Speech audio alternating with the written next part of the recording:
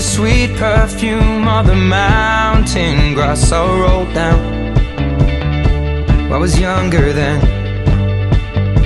Take me back to when I found my heart, broke it here, made friends and lost them through the years. And I've not seen the boring fields in so long. I know I've grown, but I can't wait to go home.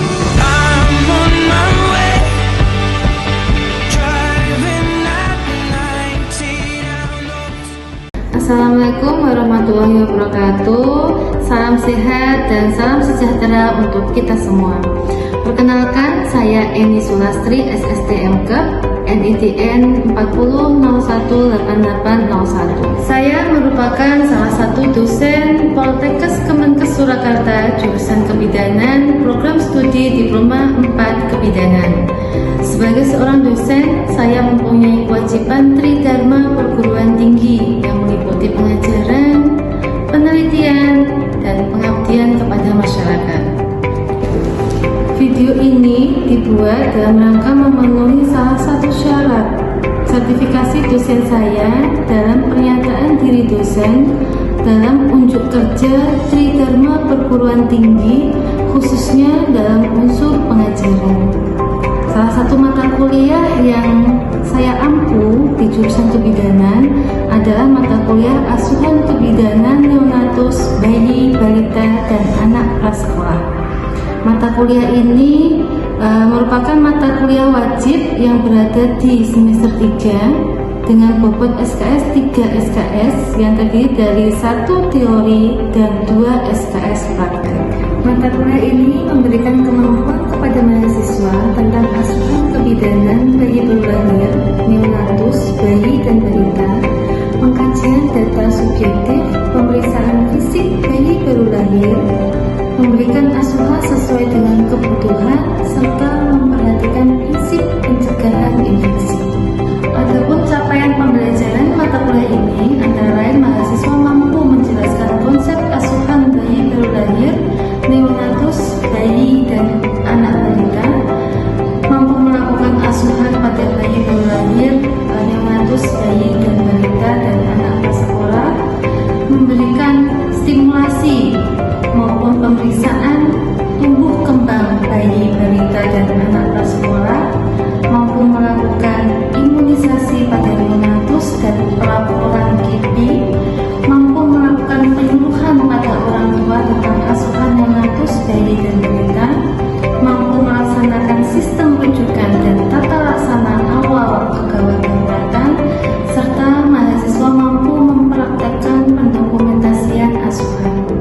Dalam perkuliahan ini, kami menerapkan blended learning, yaitu perpaduan antara tatap muka di kelas dengan menggunakan LMS Poltekkes Kemenkes Surakarta. Pembelajaran teori, kami menggunakan metode ceramah, tanya jawab, diskusi kelompok, dan PBL atau Problem Based Learning. Untuk pembelajaran praktikum, kami menggunakan metode demonstrasi, simulasi, role-play, dan tutorial. Mata kuliah ini terdiri dari 16 kali pertemuan dalam satu semester, di mana 14 pertemuan penjelasan materi, 1 kali UTS, dan 1 pertemuan untuk UAS. Adapun sistem penilaian untuk mata kuliah ini, UTS 20%, UAS 30%, penugasan baik individu maupun kelompok 20%, serta praktikum 30%. Demikian penjelasan tentang mata kuliah. Selanjutnya, saya akan menunjukkan video pembelajaran yang saya lakukan di laboratorium dengan metode demonstrasi. Silahkan menyaksikan. Assalamualaikum warahmatullahi wabarakatuh. Waalaikumsalam warahmatullahi wabarakatuh. Gimana, sehat semuanya? Alhamdulillah. Untuk pertemuan hari ini, untuk mata kuliah asuhan kebidanan neonatus, bayi, balita, dan anak prasekolah, ya, ini kita melanjutkan pertemuan minggu yang lalu. Ya, minggu yang lalu kita sudah teori tentang apa, masih ingat? Pemeriksaan fisik ya pada neonatus atau pada bayi baru lahir ya.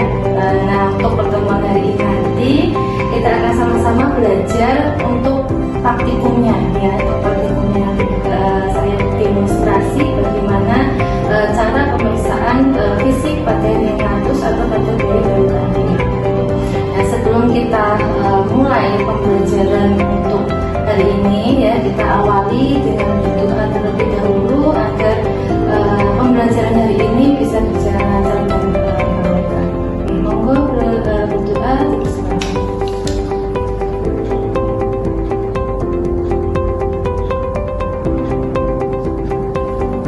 Berdoa selesai. Ya, sebelum kita saya mendemonstrasikan ya, Mas kira-kira masih ingat nggak kapan kita mulai melakukan pemeriksaan fisik pada bayi lahir? Menggunakan IMD. Setelah IMD ya, setelah bayi dilakukan IMD, nah kita lakukan pemeriksaan fisik pada bayi lahir ya, pintar, tepat nih. Nah, IMD itu kurang lebih waktunya berapa lama? Saya tahu. Lebih 1 jam setelah lahir. Ya, kurang lebih 1 jam ya setelah bayi lahir. Nah, ya alhamdulillah ya teman-teman masih ingat pembelajaran minggu lalu tentang teori yang pemeriksaan fisik pada bayi lahir. Berarti untuk hari ini nanti ya insya Allah nanti akan lancar untuk pembelajarannya. Untuk kita langsung ke praktek ke pantom ya. Siap untuk belajar hari ini? Siap ya, kita semangat. Memberikan asuhan pada bayi baru lahir ya, itu kita mempersiapkan alat dulu ya, alat-alat yang dibutuhkan ini sudah ada.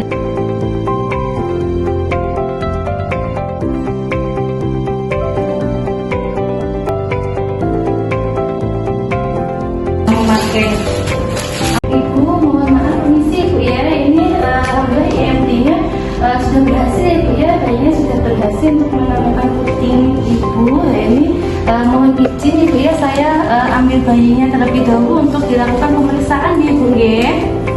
Jadi harus tetap dikomunikasikan ke ibunya. Setelah kita ambil ya bayinya, kemudian kita bawa ke tempat untuk melakukan pemeriksaan. Untuk pemeriksaan antropometri yaitu meliputi penimbangan berat badan, panjang badan, lingkar kepala, dan juga lingkar badan, lingkar perut ya. Ya kita mulai ke yang pertama dulu yaitu penimbangan berat badan ya. Untuk penimbangan berat badan ya, kita menggunakan timbangan berat badan ya. Kita tidurkan bayinya di atas timbangan ya. Timbangan ini kita alasi dengan kain dulu ya, kain yang kering. Agar apa? Agar bayinya ini terlindungi, terhindar dari kehilangan panas ya.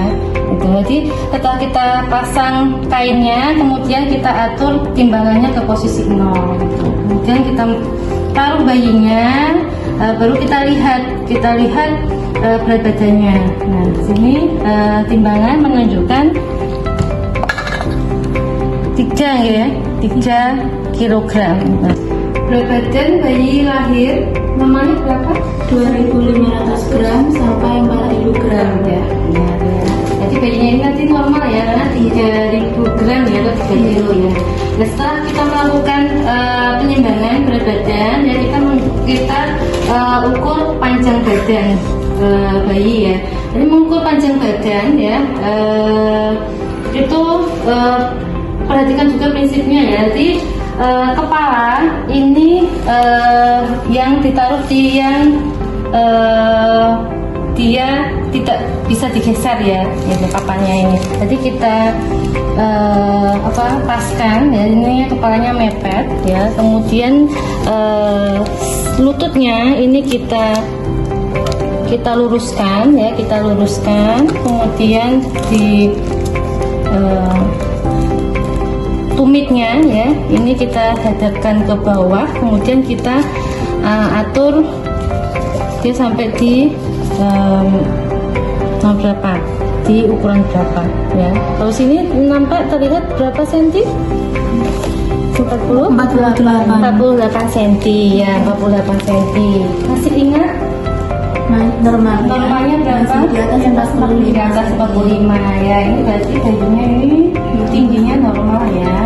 Ya, pemeriksaan antropometri selanjutnya adalah pemeriksaan lingkar kepala ya, lingkar kepala. Jadi lingkar kepala ini untuk pemeriksaannya kita angka 0 di dahi ya, kemudian kita putar melewati belakang ya, kemudian bertemu di dahi lagi, kemudian kita lihat sampai 0 ya. Kemudian kita lihat di angka berapa. Nah ini tadi 33 ya, 33 normal juga. 33 normal. Ya, setelah pemeriksaan lingkar kepala ya, kita periksa untuk lingkar dadanya. Nah, untuk pemeriksaan lingkar dada ya, ini kita melewati kedua puting ya, melewati kedua puting.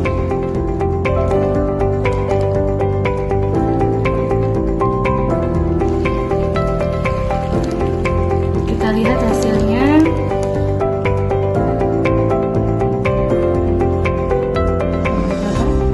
33 juga ya, itu masih dalam range normal juga ya. Ini selesai ya untuk pemeriksaan antropometri. Jadi dari hasil pemeriksaan antropometri ini, baik berat badan, panjang badan, lingkar kepala, lingkar dadanya, lalu semuanya normal. Kita lanjut pemeriksaan fisik head to toe ya, dari kepala sampai kaki. Nah, pemeriksaan fisik ini penting ya, sangat penting. Karena apa? Karena kalau tidak diperiksa dengan benar-benar, dengan teliti, kalau seandainya ada kelainan kongenital kok tidak teridentifikasi, ya itu nanti akibatnya fatal. Sehingga pemeriksaan fisik pada bayi baru lahir ini sangat penting. Jadi harus benar-benar paham dan juga benar-benar dilakukan. Tutu ini kita menggunakan infant warmer ya, agar karena bayinya tidak berpakaian dan tidak diselimuti ya, sehingga untuk menjaga kehangatannya agar tidak mengalami hipotermia. Untuk pemeriksaan kepala ya, kita lihat bentuknya ya, ada kaput tidak, ada sepal hematom tidak, kemudian suturannya, fontanelnya ada kelainan atau tidak, itu kita lihat. Kemudian setelah kepala ya, kemudian kita turun ke mukanya bagaimana? Ada menunjukkan tanda-tanda sindrom Down tidak, kemudian mukanya simetris tidak, ada traumanya tidak ya, karena ya persalinan kan ya ada mungkin saat memasuki PAP dia atau pertolongan persalinan yang gimana bisa menyebabkan trauma, itu kita lihat.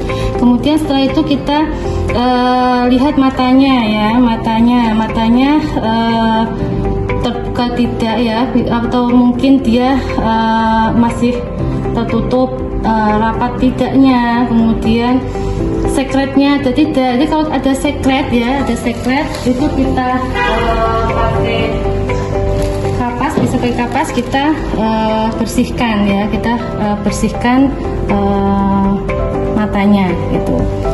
Kemudian setelah bagian matanya ya, kita lihat kondisi hidungnya ya, hidungnya gimana, hidungnya simetris tidak, kemudian ada sekret yang keluar dari hidung atau tidaknya.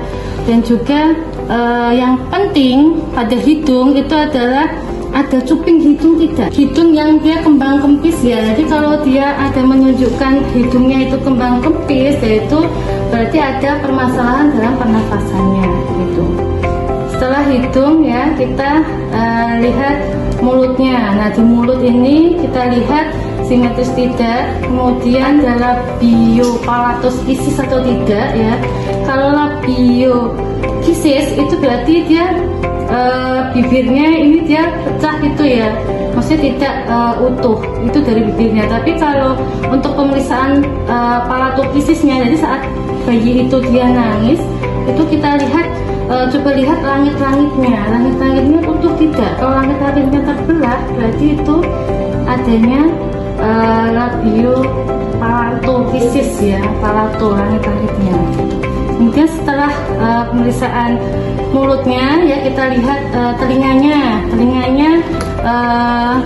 utuh, simetris tidaknya antara kiri dan kanan. Kemudian letaknya dia sejajar dengan mata ini atau tidak gitu.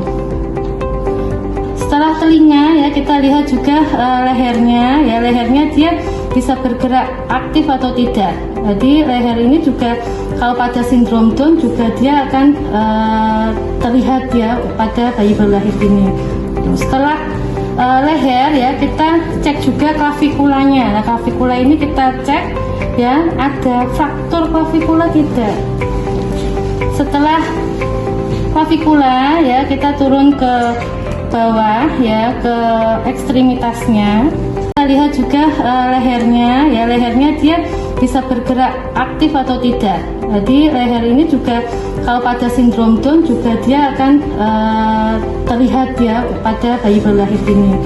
Setelah leher ya, kita cek juga klavikulanya. Nah, klavikula ini kita cek ya, ada fraktur klavikula tidak. Setelah klavikula ya, kita turun ke bawah ya, ke ekstremitasnya. Jadi di ekstremitasnya tangannya itu kita lihat sejajar tidak, simetris tidak antara kiri dan kanan. Itu dengan cara kita luruskan antara kiri dan kanan, sejajar tidak. Kemudian setelah itu kita lihat jari-jarinya ya, jari-jarinya. Kalau jarinya kita hitung berapa? Oh, kiri 5, kanan 5, berarti normal. Kalau lebih dari 6 disebut dengan lebih dari 5 disebut dengan polidaktil. Kalau dia kurang dari 5 jarinya itu disebut sindaktil ya. Ya, itu kita perhatikan. Kemudian setelah itu kita lihat dadanya ya, dadanya ini dia simetris tidak gitu. Kemudian saat bayi bernafas ya, itu dia mengembang juga tidak, maksudnya simetris dengan nafasnya tidak. Jadi kalau tidak ada gangguan pernafasan, itu saat dia bernafas, gerakan antara dada dan nafasnya itu dia sama, simetris gitu ya. Kemudian juga di payudaranya kita lihat kalau bayi cukup bulan itu ya dada payudaranya ini dia akan kelihatan ini sudah 1 sampai 2 cm untuk payudaranya. Setelah di dada ini ya, yang tidak boleh dilewatkan itu adalah kita periksa juga ya, kita periksa denyut jantungnya dan juga bagaimana parunya itu kita periksa ya dengan stetoskop. Nah, jangan lupa untuk menggunakan stetoskop ya, kita pastikan dia sudah terbuka ya, kemudian kita lihat. Nah, kalau jantung dia berada di sebelah mana, kiri atau kanan? Kiri ya. Nah, sebelah kiri ya ini. Nah, ini pantomnya, alhamdulillah pantomnya kalian punya pantom yang bagus. Jadi ini detaknya itu bisa benar-benar kalian dengar. Jadi bisa dengar, bisa benar-benar kalian dengar untuk denyut jantung bayinya. Gitu. Nah, setelah itu juga kita bisa harus dengarkan juga parunya, ya bersih tidak, ada suara-suara lain atau tidak, suara ronki, suara gitu. Nah, setelah dada ya kita dengar, kemudian kita lihat bagian perutnya. Nah, perut ini dia bulat dan mengembung ya. Jadi saat bayinya itu bernafas, itu juga gerakannya itu simetris dengan gerakan nafasnya juga gitu. Nah, ini terlihat ya, bisa nampak ya di pantom ini ya. Nah, itu. Jadi kalau dia cekungan dada dan perut ini dia terlalu cekung ya, nampak terlalu cekung, itu ya berarti ada permasalahan dalam pernafasannya gitu.